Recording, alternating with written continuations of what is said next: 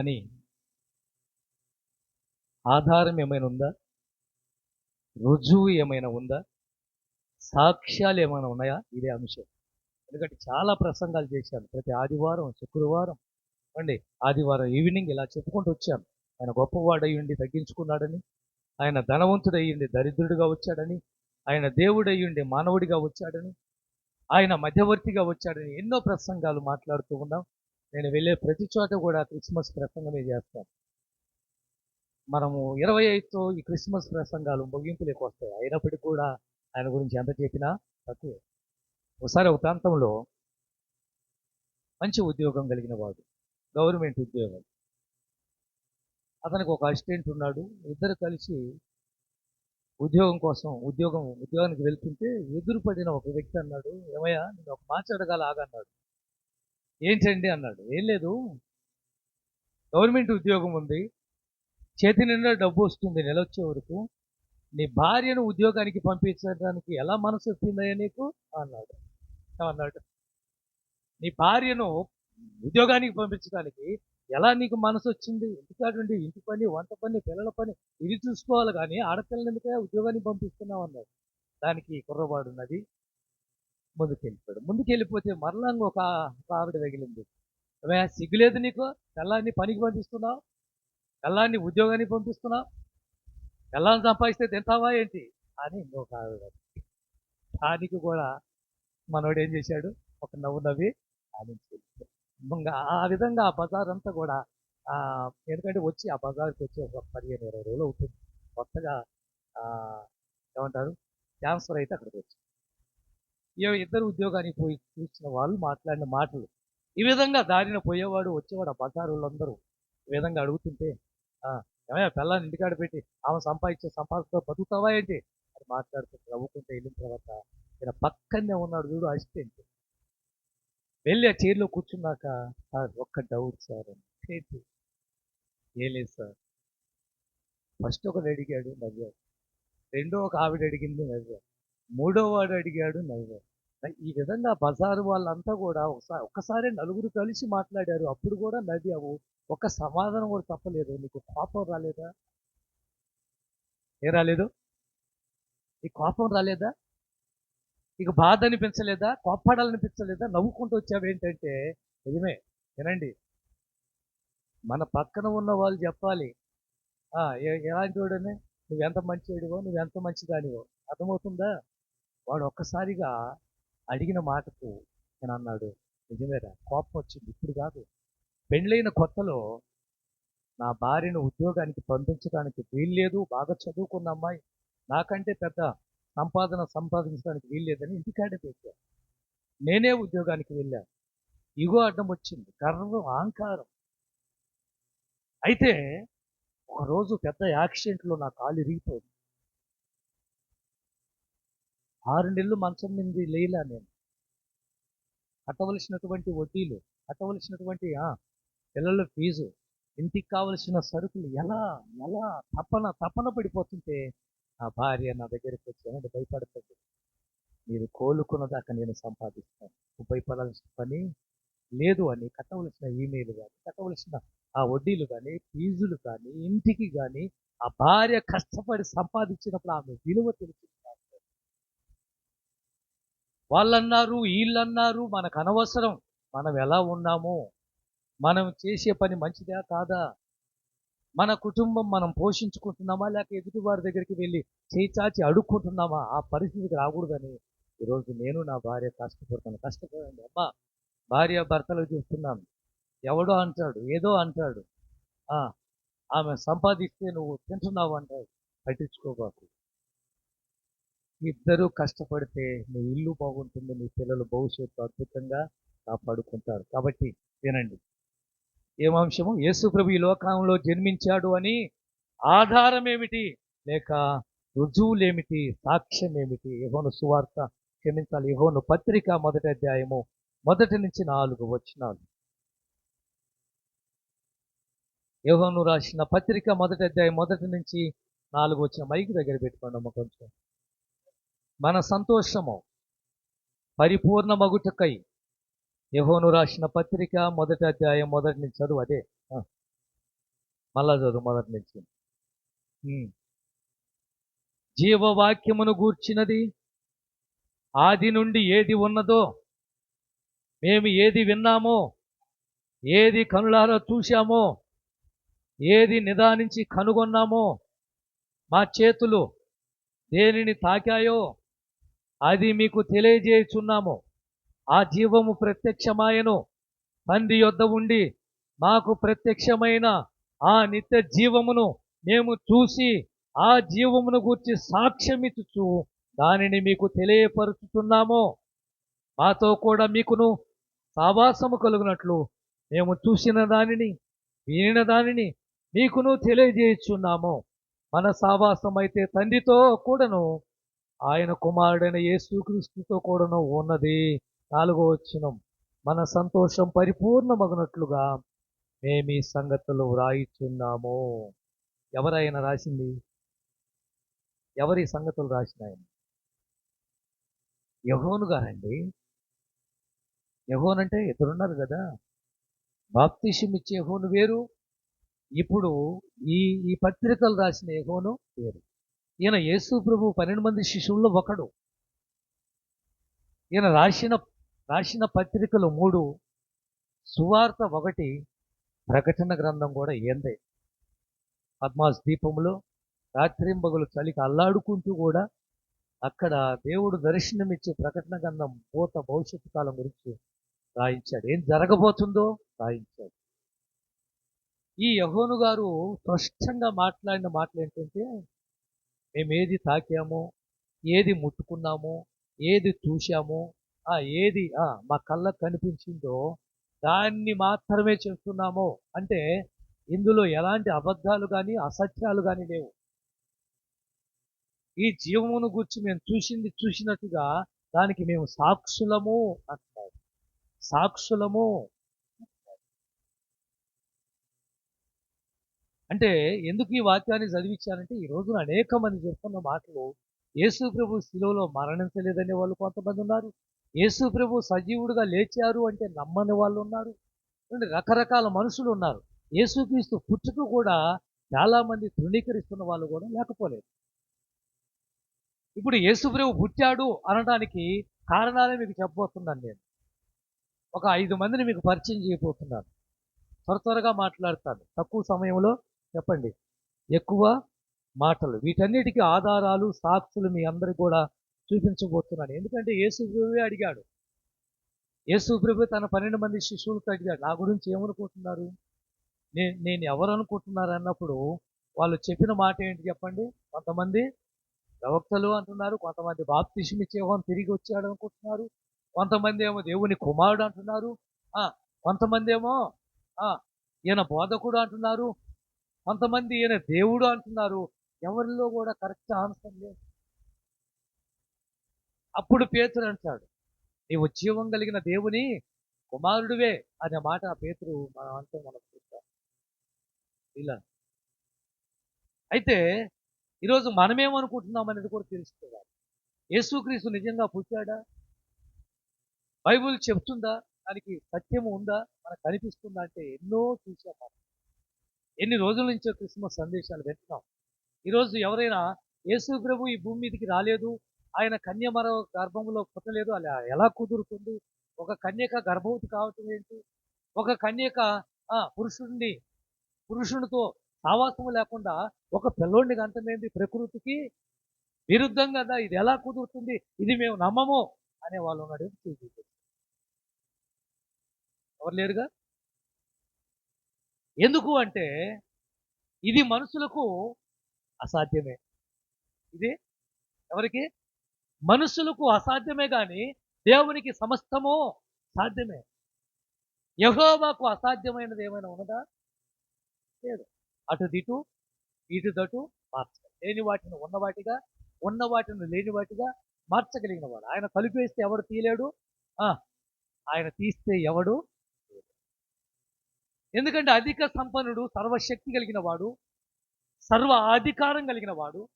అందుకే ఆ దేవదూత ప్రత్యక్షమైనప్పుడు ఇది ఎలా జరుగును అని మరియా అడిగితే దేవదూత ఇచ్చిన ఉత్తరం ఏంటి? పరిశుద్ధాత్మ నిన్ను కమ్ముకొనును. ఇది పరిశుద్ధాత్మ ద్వారా క్రియ జరగబోతుంది. మరియా పుట్టబోయే శిశువు ఎలాంటి వాడు తెలుసా? ఏం పాట? బాలుడు కాదమ్మా బలవంతుడు యేసు. భలే రాశారు ఆ పాట. చూడండి, పుట్టబోయేవాడు ఒక శిశువు అనుకుంటే ఎలాంటి వాడు? సర్వోన్నతుడు ఆయన. సర్వోన్నతుడు, ఆధిపత్యం వహించిన వాడు, అధికారం కలిగిన వాడు, రాజులకు రాజు, ప్రభువులకు ప్రభువు, దేవాతి దేవుడు ఆయన. దావీదు సింహాసనాన్ని పరిపాలన చేయబోతున్నాడు. సింహాసనం వ్యక్తి ఈయన సామాన్యమైన వ్యక్తి కాదమ్మా మరియా. సృష్టికర్త నీ గర్భంలోకి రాబోతున్నది ఎంత సంతోషించింది. ఏమంటది మరియా చెప్పండి? మరియా అన్న మాటలు ఎప్పుడైనా జ్ఞాపకం చేస్తున్నారా? అయ్యా, నీ కటాక్షం ఈ దాసురాలను కనికరించింది కాదు అండి. ఎంత తగ్గింపు! దాసురాలను అనే మాట కనిపిస్తుంది బైబిల్లో. నీ దాసురాలను అయ్యా, నేను నువ్వేం చెప్తావు అది జరుగును కాక. తగ్గించుకోండి. ఏముందని గర్వపడుతున్నావు? ఏముందని అహంకారం చూపిస్తున్నావు? ఏముందని పై స్థాయికి వెళ్తున్నాను, నాకంటే గొప్ప వాళ్ళు లేరా? ఎంత తగ్గించుకుంటే అంత నీకే మంచిది. ఒదిగి ఉంటే చెట్టు ఏం చేస్తే ఎదిగే కొంది ఒదిగి ఉండటం నేర్చుకోండి. చదవండి మత్తయి సువార్త 1వ అధ్యాయం 21వ వచనం. మత్తయి సువార్త 1వ అధ్యాయము. ఆమె ఒక కుమారుణ్ణి కనును, తన ప్రజలను వారి పాపముల నుండి ఆయనే రక్షించింది. కనుక ఆయనకు ఏమని పెడతారు? యేసు అనే పేరు పెడతారు. వినండి, మళ్ళా చదివిస్తాను 21వ వచనం. ఆమె ఒక కుమారుణ్ణి కనును, తన ప్రజలను. ఎందుకు యేసు ప్రభు వచ్చింది? కొత్త బట్టలు కట్టుకోవటానికా నువ్వు? యేసు ప్రభు ఎందుకు వచ్చాడు? గోడకు సున్నాలు వేసుకోవటానికా యేసు ప్రభు వచ్చింది? యేసు ప్రభు భూమి మీదకి ఎందుకు వచ్చింది? మంచి మాంసం చేసుకొని తినటానికా, బిర్యానీ చేసుకోవాలి? యేసు ప్రభు పుట్టింది పండుగ చేసుకోమని అంటానికి కాదు పుట్టింది. ఆయన పుట్టుకకు ఒక కారణం ఏంటో తెలుసా? తన ప్రజలను విడిపించాలి, రక్షణ లేని వారికి రక్షణ ఇవ్వాలి, నాశనమైపోతున్న వారిని రక్షించాలి, నశించిపోతున్న వారిని బాగు చేయాలి, బలహీనమైన వారిని బలపరచాలి, కృంగిన వారిని పైకి లేపాలి. అందుకే కదా యేసు వచ్చింది. పండుగ ఎందుకు చేసుకుంటున్నామంటే యేసు ప్రభు నా కోసం వచ్చారు, సంతోషం అంతే. అంతేగాని ఇది పండుగ చేసుకోమని బైబిల్ ఎక్కడా లేదు. పండుగలు చాలా ఉన్నాయి. పర్ణశాల పండుగ ఉంది, పస్కా పండుగ ఉంది, ఇలా చెప్పుకుంటూ పోతే ఎన్నో పండుగలు ఉన్నాయి. పండుగలు చేసుకోవద్దని బైబిల్ చెప్పటంలా. కానీ పండుగ చేసుకునే ముందు మనం గ్రహించాల్సింది, యేసు ప్రభు రావడానికి కారణం ఏమిటంటే తన ప్రజలను రక్షించాలి. ఒకే ఒక గోల్, ఒక గమ్యం పెట్టుకొని వచ్చాడు, ఒక గురి పెట్టుకొని వచ్చాడు. అయితే యేసు ప్రభు పుట్టాడు అనడానికి రుజువులేంటి? ఎక్కడ కనిపిస్తున్నాయి? ఆమె ఒక కుమారుణ్ణి కని అని రాయబడింది లోకాసు వార్తలో. పొత్తిగుడలతో సత్రములు స్థలము లేనందువలన ఎక్కడున్నారు? పశువుల తొట్టులు ఆయన కరుండ బీటులు 2వ అధ్యాయము 7వ వచనంలో. రాత్రి నేను అక్కడ బోధించిన బోధ అదే. ఏం చెప్పాను రాత్రి అంటే, సత్రపు యజమాని ఆ రోజు యేసు ప్రభువుకు స్థలం ఇవ్వలేదనే అంశం మీద 3 మాటలు చెప్పాను. ఇప్పుడు ఆధారం ఏమిటి? 2వ అధ్యాయం మత్తయి సువార్త 4వ వచనం. మొదటి హేరోదు సాక్ష్యం విందాం. మొదటిగా యేసు ప్రభు ఈ లోకంలో జన్మించాడు అనటానికి సాక్ష్యం ఏమిటి, లేక ఆధారం ఏమిటి, లేక రుజువు ఏమిటి? ఇది అంశం. ఈ అంశంలో హేరోదు ఏం చెప్పాడో విందాం. వాల్లీలతో హేరోదు ఏం చెప్పాడో విందాం. 2వ అధ్యాయం 4వ వచనం. కాబట్టి రాజు ప్రధాన యాజకులను, శాస్త్రులను అందరినీ సమకూర్చి క్రీస్తు ఎక్కడ పుట్టునని వారిని అడిగెను. అందుకు వారు యోదయ, బెత్లెహేము ఎలయనగా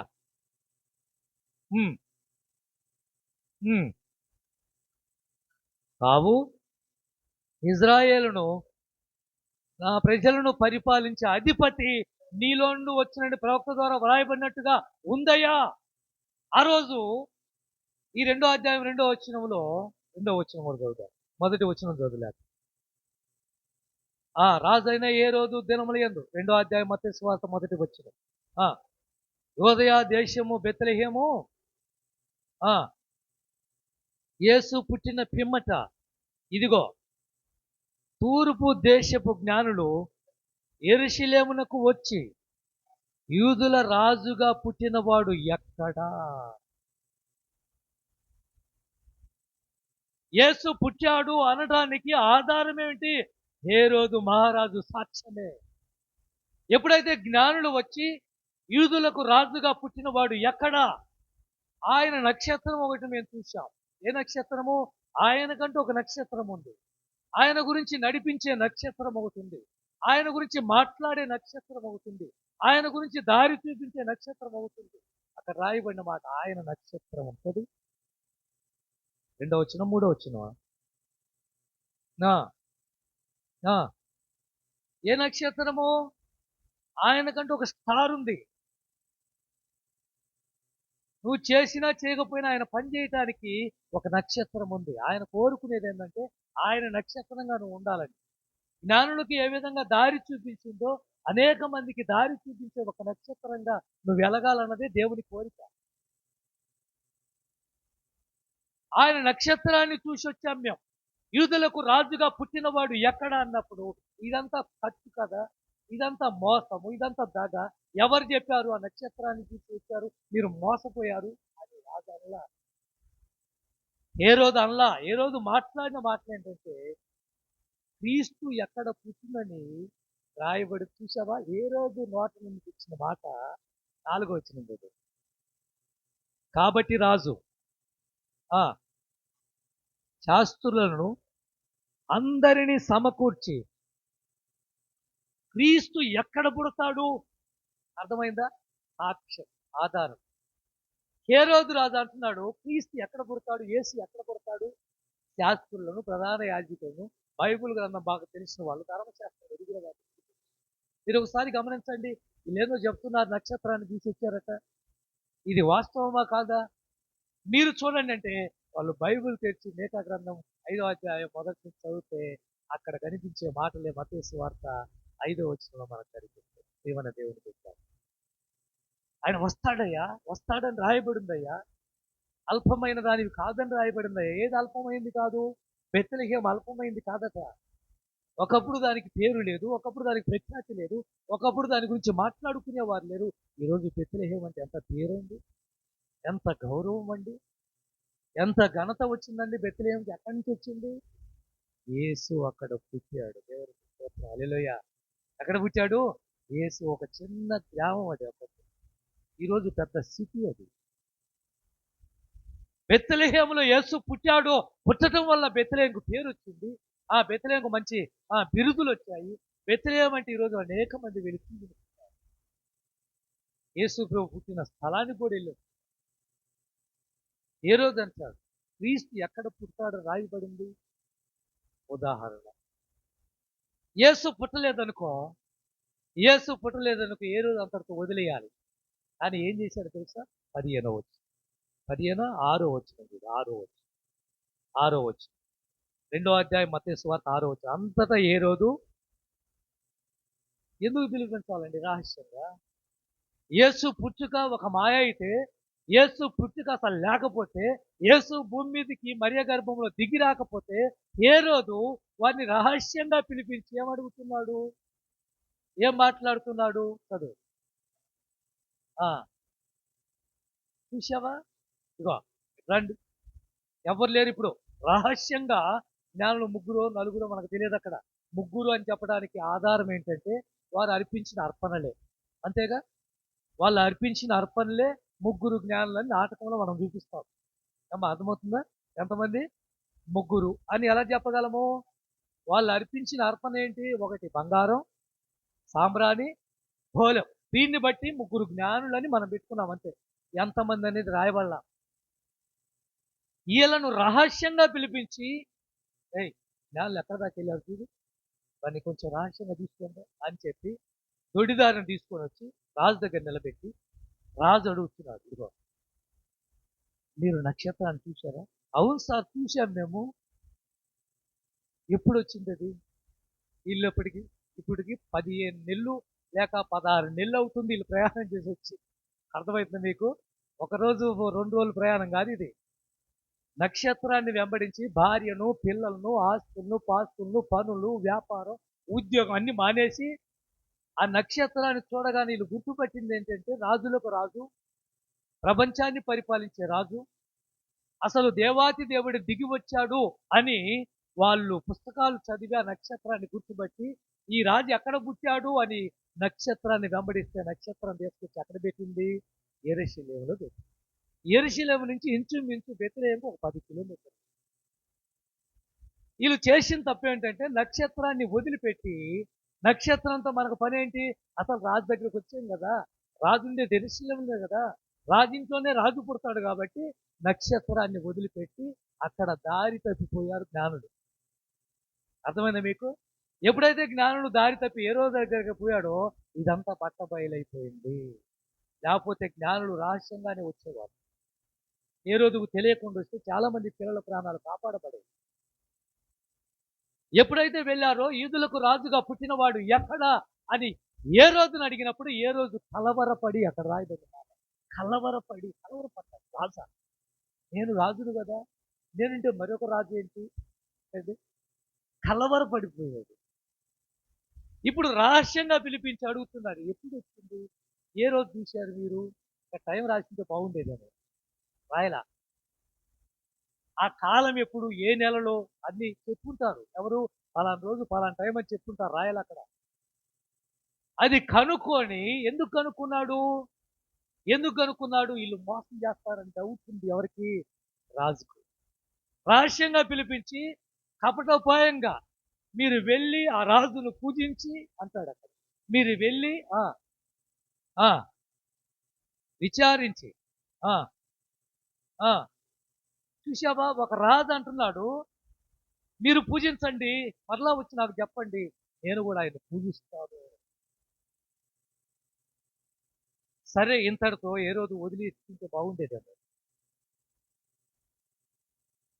యేసు పుడతాడు అని సాక్ష్యం ఏ రోజు చెప్తున్నాడు, క్రీస్తు ఎక్కడ పుడతాడు అని అడుగుతున్నాడు. రహస్యంగా పిలిచి యేసు పుట్టుంటాడని, ఎక్కడ పుడతాడో కనుక్కొని రండి, నేను పూజిస్తానంటాడు. ఇప్పుడు 16వ వచనానికి మనం వెళ్దాం. 16వ వచనం. ఆ జ్ఞానులు అంటే మోసం చేశారని ఏదో తెలుసుకొని ఆగ్రహం, కోపంతో మండిపోతున్నాడు.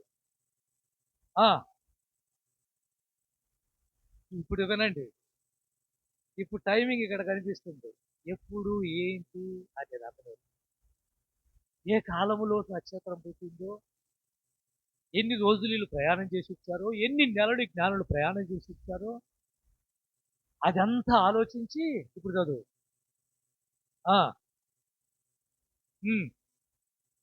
అది టైం ఇప్పుడు చెప్పండి. యేసుప్రభు ఎప్పుడు పుట్టాడు? జ్ఞానుల ప్రకారం ఎప్పుడు పుట్టాడు అంటే జ్ఞానులు ప్రయాణం చేశారు ఇంచుమించు 16-18 నెలలు లేక 20 నెలలు వీళ్ళు ప్రయాణం చేసి వచ్చారంటే ఇంచుమించు 2 సంవత్సరాల ప్రయాణం. 2 సంవత్సరాల ప్రయాణం అండి జ్ఞానులది. మీరన్నట్టు గొల్లలు వెళ్ళి పశువుల తొట్టిలో ఉన్న యేసుని చూసి ఆనందించి సంతోషించి వెళ్ళి అందరికి యేసు పుట్టాడని చెప్పారు గొల్లలు, అది వేరు. జ్ఞానులు వచ్చి దేవుణ్ణి ఆరాధించడానికి బంగారము, బోలెము, సాంబ్రాన్ని అర్పించింది. యేసు శిశువుగా ఉన్నప్పుడు చూసింది ఎక్కడ తెలుసా? బెత్లెహేములోనే. బహుశా వాళ్ళు ఒక ఇల్లు అతికి తీసుకొని, మరియా యేసేపు అతికి తీసుకొని ఒక ఇంట్లో ఉన్నారు. అప్పటికే యేసుప్రభు 18-20 నెలల బాలుడు చూసి ఎప్పుడు ఏ నక్షత్రం అయితే పోగొట్టుకున్నారో, ఏ నక్షత్రంతో పని లేదనుకున్నారో, రాజు కాబట్టి రాజు ఇంట్లో పుడతాడని వెళ్ళారో, వెళ్ళిన వీరికి నిరాశ మిగిలింది. ఇక్కడ ఎవరు పుట్టలేదండి. హేరోదు అంటున్నాడు, నేను రాజుగా ఉంటే ఒక రాజు ఎవరు పుడితే నా దగ్గర పుట్టాలి. ఇక్కడ ఎవరు పుట్టలేదు అన్నప్పుడు వీళ్ళకి అర్థమైంది, తేడా పడింది అనుకున్నారు. మళ్ళా చిన్నగా రాజభవనం ప్యాలెస్ దాటగానే వారికి మరలా నక్షత్రం దొరికింది. చూసావా? వారిని మళ్ళా తీసుకొని బెత్లెహేము దాకా నడిపింది. ఎక్కడ ఆగింది ఆ నక్షత్రము? యేసు ప్రభు ఏ ఇంటిలో ఉన్నాడో ఇల్లు అని అక్కడ రాయబడింది. జ్ఞానులు వెళ్ళి పశువుల పాకలో ఆరాధించినట్లేదు. జ్ఞానులు వెళ్ళి యేసు ప్రభు పశువుల పాకలో ఉన్నప్పుడు అర్పణ అర్పించినట్లేదు. ఇంచుమించు 18, 20, 22 నెలల నెల్లవాడు యేసు ప్రభు అంటే 2 సంవత్సరాల లోపు పిల్లలు అని రాయబడింది. ఎలా ఆధారము? ఆధారం వచ్చిన మళ్ళా చదివిస్తాను ఏ రోజు అన్న మాట గుర్తుపెట్టుకోండి. ఆ జ్ఞానులు ఆ గ్రహించి తెచ్చుకొని ఆ అర్థమైందా? కాలమును బట్టి 2 సంవత్సరాల పిల్లలను ఎందుకు చంపించా అంటే, జ్ఞానులు చెప్పిన ప్రకారము యేసు ప్రభు వయసు 2 సంవత్సరాల లోపు. నేను రాజుగా ఉంటే ఇంకొక రాజు పుట్టడానికి వీల్లేదు అని బెత్లెహేం గ్రామంలో 2 సంవత్సరాల పిల్లలు 2 సంవత్సరాల లోపు పిల్లలు శుక్రవారం అదంతా కూడా మీతో పంపిస్తాను. ప్రియమైన దేవుని బిడ్డ. ఇప్పుడు చెప్పండి, యేసు పుట్టాడా లేదా? చెప్పండి. ఏ రోజు సాక్ష్యాన్ని బట్టి క్రీస్తు ఎక్కడ పుట్టినో, క్రీస్తు పుట్టుక నిజమైంది కాకపోతే ఏ రోజు ఎందుకు కలవరపడాలి? ఏ రోజు మళ్ళా జ్ఞానులు రహస్యంగా ఎందుకు పిలిపించాలి? సరే, యేసు ప్రభు పుట్టుక నిజం కాదనుకోండి, అనుకోండి, ఏ రోజుకి ఏం పనండి 2 సంవత్సరాల పిల్లలను చంపేయటానికి? యేసు పుట్టాడు 2025 సంవత్సరాల క్రితం ఈ భూమి మీదకి బెత్లెహేం అనే గ్రామంలో పరిశుద్ధురాలైన మరియను ఎన్నిక చేసుకున్నాడు. ఆమె గర్భము ద్వారా యేసు వచ్చాడు. రెండో మాట లేఖనమే ఆధారం. యేసు పుట్టాడు అనడానికి ప్రవచనం మనకు ఆధారంగా ఉంది. ఇప్పుడు మీకా గ్రంథం ఇందాక చదివిన మత్తయి సువార్త చదివేగా, ఇప్పుడు మీకాకి వెళ్ళు. ప్రవచనం 5:2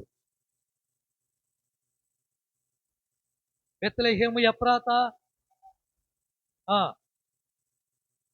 ఉమ్, ఆ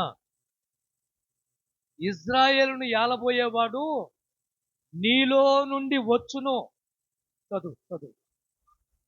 ఆ ఉమ్, ప్రత్యక్షం కాబోతున్నాడు. దేవుడు మానవ శరీరధారిగా భూమి మీదకి వస్తాడు. ఆయన శాశ్వతమైన ప్రేమను ప్రజలకు చూపిస్తాడు. అక్కడ రాయబడిన శాశ్వతము అనేది ఉందా లేదా? శాశ్వత కాలం. అలాంటి శాశ్వతమైన ప్రేమను ఏమండి, శాశ్వతం అంటే నిత్యము ఉండే ప్రేమను చూపించాలని మనిషి కుమారుడుగా యేసు వస్తాడు అని మీకా గారు రాశారు, జకర్యా గారు రాశారు, యెషయా గారు రాశారు, ఇంకా ఎంతో మంది ప్రవక్తలు, సొలొమోను కూడా రాసి కూడా చూపించారు. 9వ అధ్యాయం 6వ వచనం ఎలాగనగా మనకు శిశువు పుట్టును, ఆయన భుజం మీద రాజ్యభారం ఉంటుంది, మనకు కుమారుడు అనుగ్రహింపబడిను, ఆయన ఆశ్చర్యకరుడు, ఆలోచనకర్త, బలవంతుడైన దేవుడు, నిత్యుడకు తండ్రి, సమాధానానికి అధిపతి. ఇంతకన్నా నీకు ఆధారం కావాలి.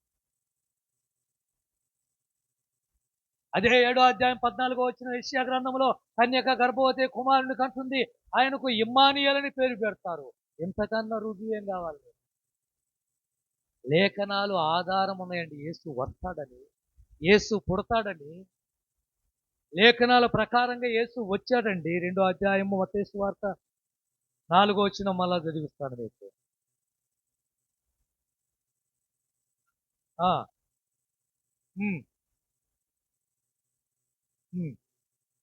సమకూర్చి చూసావా?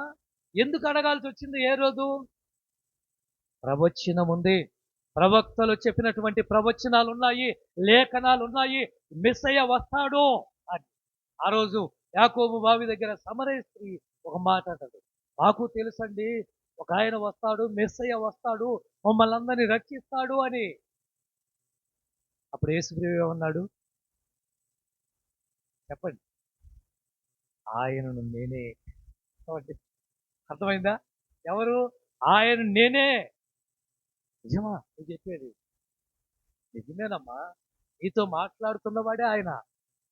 అందుకేగా సమరయ స్త్రీ కొండను అక్కడే వదిలిపెట్టి పరిగెత్తుకుంటా ఊర్లోకి వెళ్ళి నేను మెస్సియాను చూశాను, నేనేం చేశానో అవన్నీ చెప్పిన వాడిని చూశాను, ఆయన నిజంగా నాతో మాట్లాడాడు అని చెప్తే ఊరు సుకారు గ్రామం అంతా యేసు ప్రభుని వెంబడించడం, ఆయన మాటలు వింటాం, 2 రోజులు అక్కడే ఉండమని వేడుకోవటం. ఆ తర్వాత వాళ్ళు చెప్పింది తెలుసా? ఆమె చెప్పిన మాటలను దాకా మేము నమ్ముతున్నాము, నిజంగా ఈయన లోక రక్షకుడే అని. యోహాను సువార్త 4వ అధ్యాయం ఉన్నాయి ఈ మాట.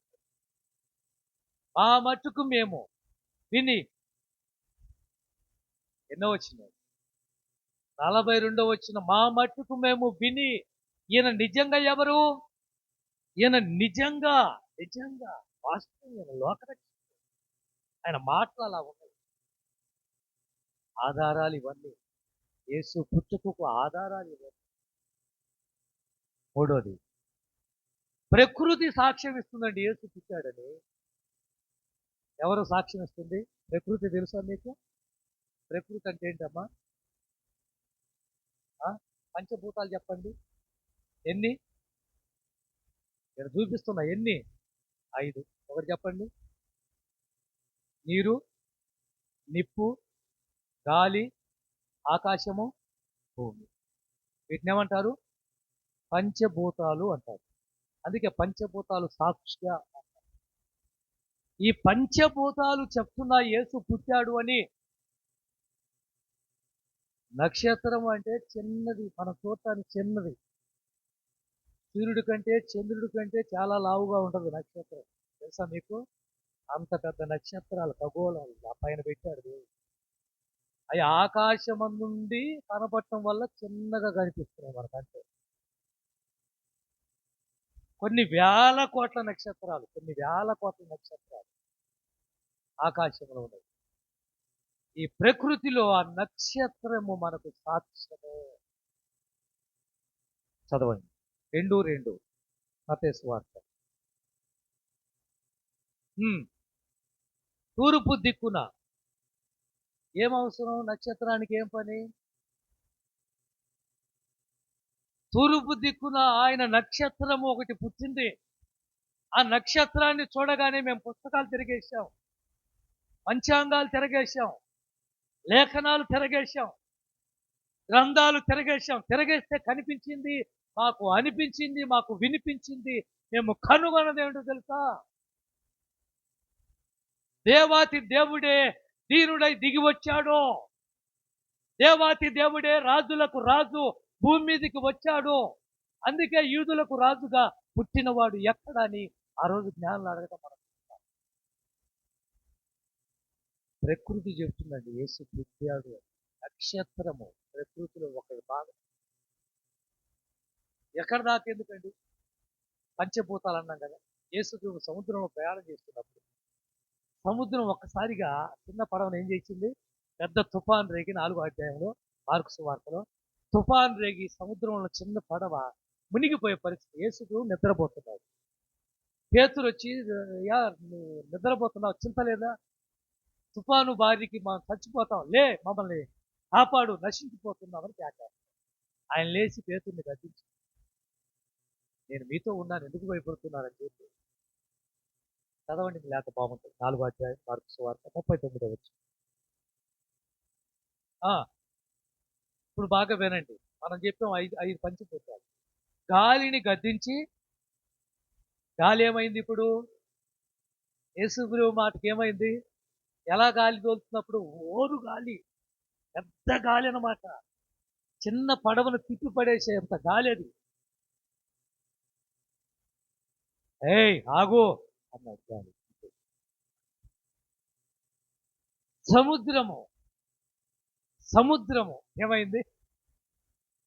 కెరటాలు ఎగిసిపడుతున్నాయి, అలలు ఎగిసిపడుతున్నాయి, సముద్రం ఉప్పొంగుతుంది, చెలరేగిపోతా ఉంది. ఆగు అన్నాడు.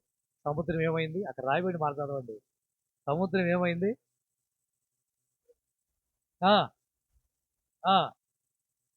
మిక్కిలి సముద్రం ఏమైంది? నిమ్మలమై ప్రశాంతంగా. ఇది ప్రకృతి మీద ఎంత అధికారము ఉందంటే ప్రకృతికి తెలుసు ఈయన దేవుని కుమారుడు అని. ప్రకృతికి తెలుసు ఈయన మనిషి కుమారుడిగా వచ్చాడు అని. ప్రకృతికి తెలుసు మరియమ్మ గర్భములో సృష్టికర్త అయిన వాడు పుట్టాడు అని. లేకపోతే అవెందుకు లోపడతాయండి? ఎక్కడ దాకెందుకు? ఎర్ర సముద్రం కాడికి వెళ్ళి మోసే అంటాడు, ఏయ్ దేవుడు ఆజ్ఞ తీలు అంటే కర్ర చూపిస్తే ఎర్ర సముద్రం గోడ వలె కట్టబడి ఆరిన పొడి నేల వలె చూశాడు దేవుడు. ఎలా లోబడింది? ఎలా లోబడింది? గాలి నిమ్మలమైపోయింది, సముద్రము నిమ్మలమైపోయింది, ఎర్ర సముద్రం చీలిపోయింది.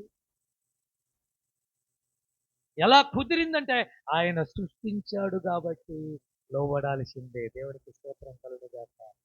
ఆయన పుట్టించాడు కాబట్టి పర్వతములు ఆయన తీశాడు, సముద్రాలు ఆయన తీశాడు, ఈ ప్రకృతి మొత్తం కూడా ఆయనే సృష్టించాడు కాబట్టి ఆయన చెప్పే వినాల్సిందే.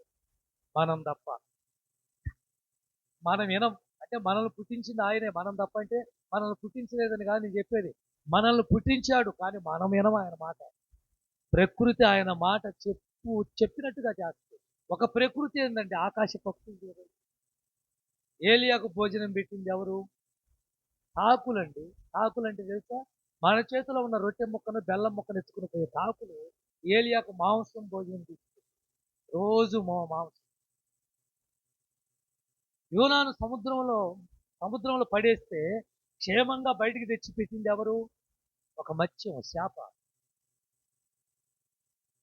దానియేలును తీసుకెళ్లి సింహాల బోన్లో పడేస్తే నోరు మూసుకొని తెల్లారిన దాకా కూర్చుంది ఎవరు? సింహాలు నోరు మూసుకొని.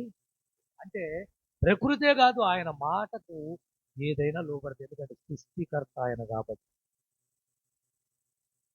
భూమి మీదకి వచ్చాడు అనటానికి నక్షత్రమే ఆధారం. మనకు నక్షత్రం చేసింది. పుట్టాడు, మహారాజు పుట్టాడు, రాజులకు రాజు పుట్టాడు అని జ్ఞానులకు తెలిసేలా షడ్రకును మెషకును అభ్యర్థులను తీసుకెళ్ళి ఇందాక అగ్ని అన్నాం, గాలి నీరు నిప్పు అన్నాగా అంటే అగ్నిగుండంలో పడేస్తే అగ్నిగుండంలో కాలిపోకుండా ఉండటం ఏంటి అసలు ఒక మనిషి? అక్కడ మీకు ఒక రహస్యం చెప్పమంటారా? రాజు ఆగ్రుడై, నెబుకద్నెజరు ఆగ్రుడై కోపంతో అగ్నిగుండాన్ని ఎంత చేశాడు? 7 అంతలుగా చేశాడు.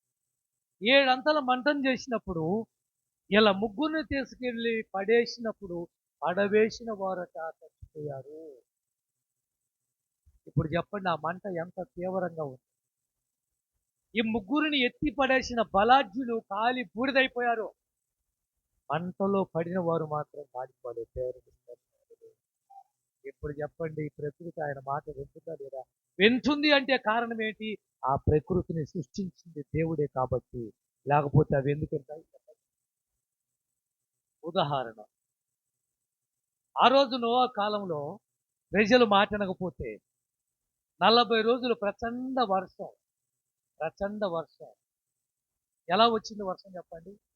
ఆకాశముతో చెప్పాడు, భూములు విప్పబడ్డాయి అంతే. ఆకాశ తూములు ఇప్పబడెను అని రాయబడింది. అంటే ఆయన మాటకు ఆకాశం ఎందుకు వెళ్తుంది అంటే ఈయన నన్ను సృష్టించిన వాడు. సదమ గొమరలు చేసిన పాపానికి దేవుడు చూసి వాళ్ళ ఘోర పాపానికి శిక్ష ఏమిటో తెలుసా? ఆకాశము నుంచి ఏం కురిసింది? అగ్ని కురిసింది. గాలి ఆయన మాట వింది, నీరు ఆయన మాట వింటుంది, నిప్పు ఆయన మాట వింటుంది. ఇంకా ఆకాశం ఆయన. మరి భూమి ఏంటి?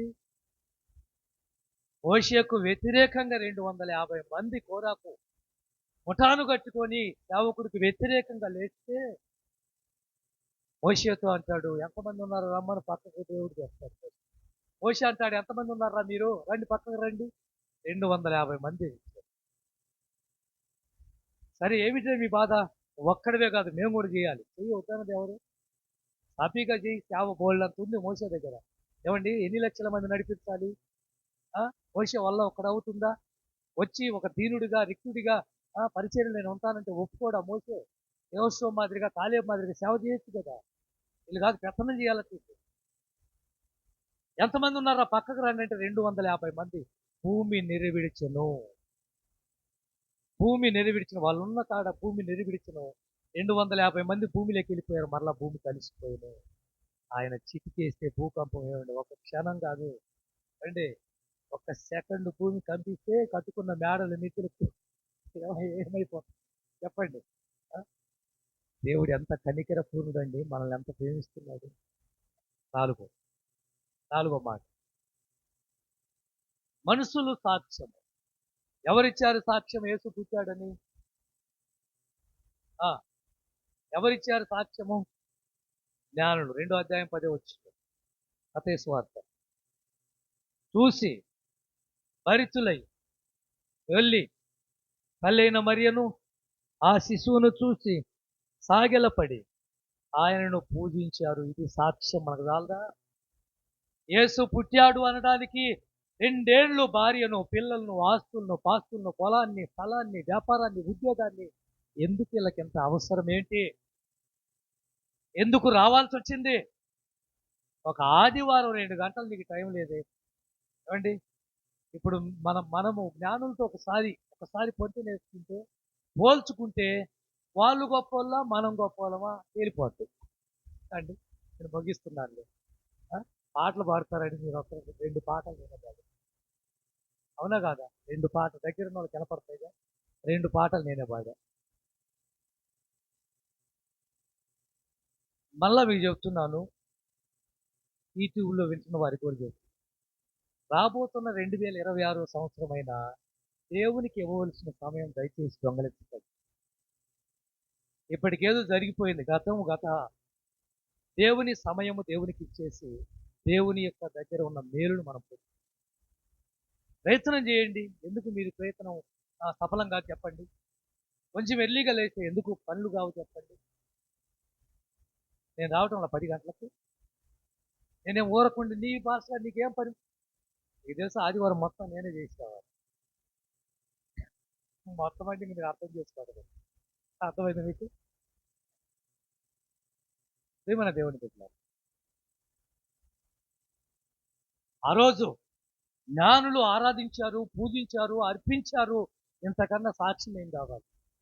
2వ అధ్యాయం 8వ వచనంలో ఒక శుభవార్త. రాత్రి వేళ గొర్రెల కాపర్లు మందను మేపుకొనుచుండగా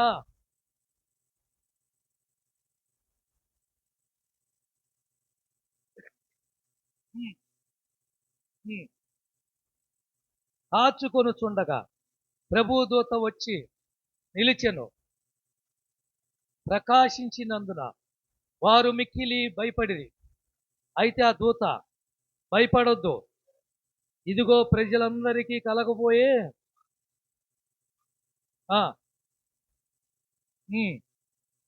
దావీదు పట్టణమందు నేడు రక్షకుడు మీ కొరకు పుట్టి ఉన్నాడు, ఆయనే ప్రభు అయిన క్రీస్తు, దానికి ఇదే ఆనవాలు అని గొల్లలకు చెప్తే, గొల్లలు 15వ వచనం కాచి మళ్ళా నేను చదువుకోండి. మరి వెళ్ళబోదండ్రా, యేసు పుట్టాడట దావీదు పట్టణంలో, మన కొరకే పుట్టాడట, దేవదూత ప్రకటించాడు, పదండ్రా అని ఒకరిని ఒకరు ప్రోత్సహించుకొని అందరూ కలిసి గుంపుగా బెత్లెహేము చేరుకొని మరియను యేసేపును పుట్టినటువంటి చిన్న పసికందది, అప్పుడే పుట్టాడు యేసు ప్రభు. 2వ అధ్యాయంలో మనం చూస్తాం. కొద్ది గుడ్డల్లో చుట్టబడి ఉన్నాడు. వెళ్ళి ఆ మరియ ఒళ్ళో ఉన్న ఆ ఒదిగి ఉన్న ఆ బాబుని చూసి ఆనందించి, ఈ విషయం కాస్త గొల్లలు అమాయకులు అని తెలివి త్యాగం లేని వాళ్ళు గొల్లలంటే ఆ రోజుల్లో, ఈ రోజుల్లో లేరులే, అలాంటి వాళ్ళు వెళ్ళి అనేక మందికి ఆశ్చర్యపడేలా దావీదు పట్టణంలో ఏం జరిగిందో చెప్పారు. వినండి. ఎంతకన్నా సాక్ష్యం ఏం కావాలి? యేసు పుట్టాడు అనటానికి ఆ రోజు జ్ఞానులు సాక్ష్యంగా ఉన్నారు, గొల్లలు సాక్ష్యంగా ఉన్నారు. సుమయోను అనే భక్తుడు ఒక ఆయన ఉన్నాడు, ఆయన నీతిమంతుడని రాయబడింది. ఆయన యేసు ప్రభువుని చూడకుండా చావడని రాయబడింది. ఆయన రాకడ కోసం ఎదురు చూస్తున్నాడు. చాలా ముస్తవాడైపోయాడు.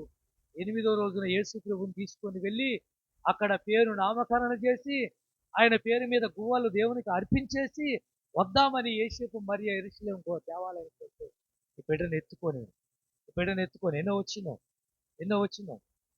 2వ అధ్యాయం 25 నుంచి 32 దాకా వద్దులే, చదవద్దు, టైం లేదులే. 36 కాదు, 32. సుమ్మయోను అనే భక్తుడు మనకు కనిపిస్తాడు. ప్రియులారా, ఆ బాలుడిని ఎత్తుకొని, నాదా అయ్యా నిన్ను చూసే భాగ్యం దొరికిందా, ఎంత గొప్ప రక్షణను ఇవ్వటానికి వచ్చావా అని ఒకసారిగా కవిగిలించుకొని ముద్దు పెట్టుకొని ఉంటాడు. తన తర్వాత కన్ను మూసినట్టు ఉంది. కానీ మన దేవుని బిడ్డలారా, ఎంతకన్నా సాక్ష్యం ఏం కావాలి? ఆషేరు గోత్రికురాలైన అన్న అనే ఒక అమ్మాయి ఉంది. 7 ఏళ్ళు భర్తతో కాపురం చేసింది. 36 వచ్చిందా చదివిన కాడ ఇదే అధ్యాయంలో యేసు ప్రభువు రాకడ కోసం అంటే ఆయన వస్తాడు మెస్సయ్య అని ఎదురు చూస్తుంది ఈవిడ కూడా. అలా అలా అలా 84 ఏళ్ళు గడిచిపోయింది. భర్త లేడు, విధవరాలయ్యింది. దేవుని మందిరంలో ఉపవాసం ఉండి రాత్రనక పగలనక సేవ చేస్తుంది. మెస్సయ్య పుడతాడని ఎదురు చూస్తుంది. ఆయన రానే వచ్చాడు. ఆ సిమియోను భక్తుడు ఎత్తుకోవటం, పేరు పెట్టడం, ఏమా సమయంలో గుళ్ళేకి రావటం, దేవాలయంలో లోపలికి రావటం, ఆయన్ను కొనియాడి దేవుణ్ణి స్తుతించి అనేకులకు ఆమె సువార్త. ఇంతకన్నా సాక్ష్యం కావాలి. యేసు పుట్టాడు అంటారు. ఎలిషబెతు గర్భవతి 4 నెలలు అయింది. మరియకు దేవదూత ప్రకటన చేశాడు, అమ్మా నీ గర్భాన యేసు పుట్టబోతున్నాడు అని చెప్పాడు. ఈ విషయం తెలుసుకున్న ఎలా జరుగుతుంది అన్నాడు. ప్రభు చెప్పాడు, పరిశుద్ధాత్మ ద్వారా ఈ క్రియ జరగబోతుంది. కావాలంటే నీకు ఆనవాలు కావాలా? ఇదిగో ముసలావిడ ఎలిషబెత్ అమ్మ కూడా 6 నెలలు గర్భవతి అంటే అసలు నిజమా కాదని మరియా ఎలిషబెత్ ఇంటికి వెళ్ళింది. అండి ఎలిషబెత్ అంటే ఎక్కడే భార్య, వృద్ధులు, ముసలి వాళ్ళు పిల్లలు కానీ టైం కాదది. అసలు నిజమేనా దేవదూత చెప్పింది అన్నట్టుగా బహుశా వెళ్ళిందేమో. బంధువురాలే ఎలిజబెత్ ఏమో బంధువు, ఏమొక్కతే బంధువు, ఎవరు లేరు. ఆమె దగ్గరికి వెళ్ళగానే ఆ ఎలిజబెత్ అన్నమాట చెప్పండి మీరు. ఎలిజబెత్ అమ్మ ఏమన్నదో చెప్పండి. ప్రభు తల్లి నా దగ్గరికి రావటం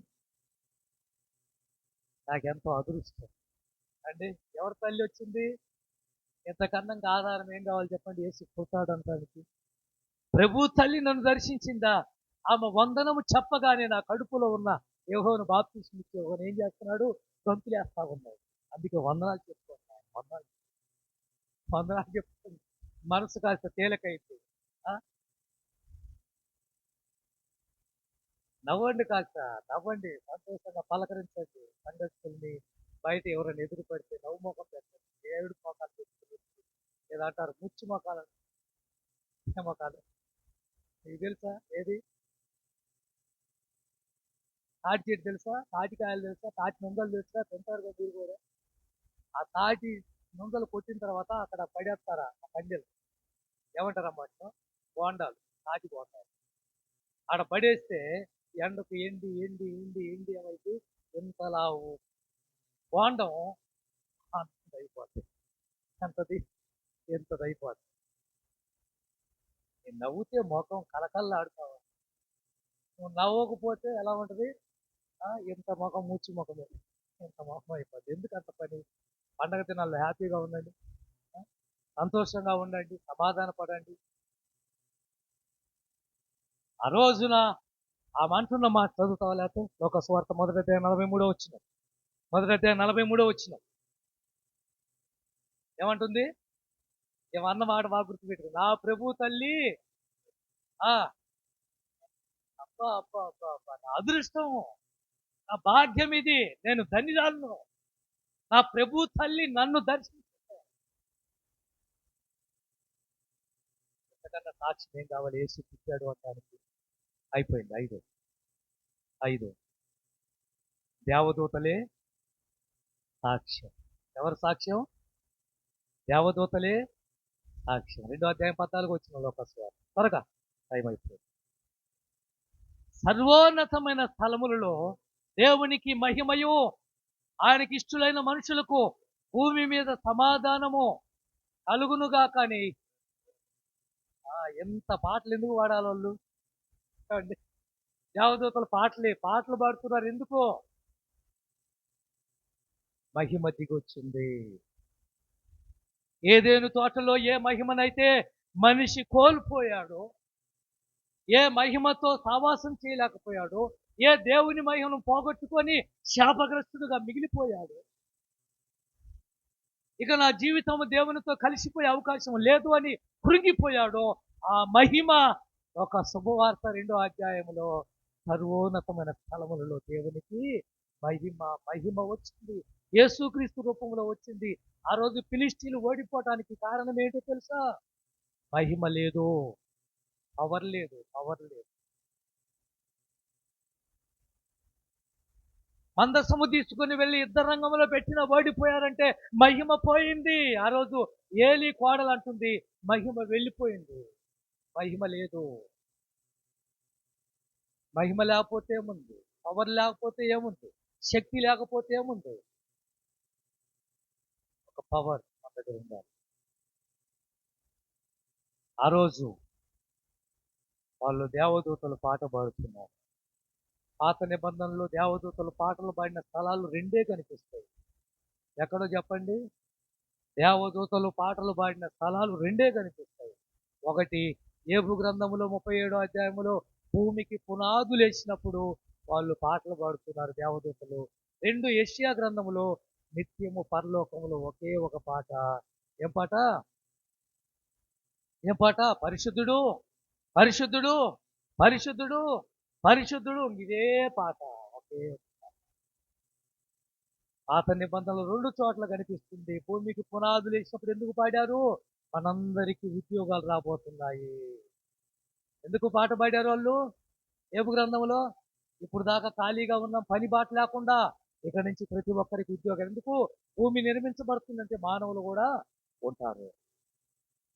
పరలోకంలో నిత్యము దేవుణ్ణి ఎందుకు సేవించాలి? ఆయన ఒక్కడే దేవుడు కాబట్టి. అయితే ఇక్కడ పాడుతున్న పాట ఏంటి తెలుసా? ఏం పాట? సర్వోన్నతమైన స్థలముల్లో దేవునికి మహిమలు, ఆయనకి ఇష్టమైన మనుషులకు భూమి మీద సమాధానం ఇవ్వటానికి మహిమ కలిగిన రాజు వచ్చాడు. ఆయనే ప్రభు అయిన క్రీస్తు. ఇప్పుడు చెప్పండి, ఇంతకన్నా ఆధారాలు మనకేం కావాలి? ఎవరైనా బహుశా యేసు పుట్టుక నిజం కాదు, ఒక కన్యక కనటం ఏంటి అని ఒకవేళ మిమ్మల్ని ప్రశ్నించి వేసినట్లయితే ఇక్కడ చెప్పిన 5 విషయాలు రాసి పెట్టుకొని వారికి సమాధానంగా చెప్పండి. యేసు పుట్టాడు, దానికి సాక్ష్యాలు మనం కూడా చూశాం.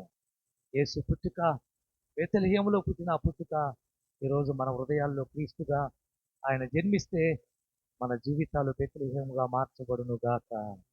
కళ్ళ వచ్చి కళ్ళు మూసుకుందని ప్రార్థన చేసుకుందాం. దయగలిగిన మా తండ్రి, చదివిన ప్రతి మాటను, విన్న ప్రతి మాటను మా సంఘానికి, మా కుటుంబాలకు, మా ప్రాంతానికి, మా ప్రజలకు ఈ వాక్యం ఆశీర్వదకరంగా మార్చమని, ఈ వాక్యం వింటున్న ప్రతి ఒక్కరిని దీవించమని యేసు నామమున ప్రార్థిస్తున్నాము తండ్రి.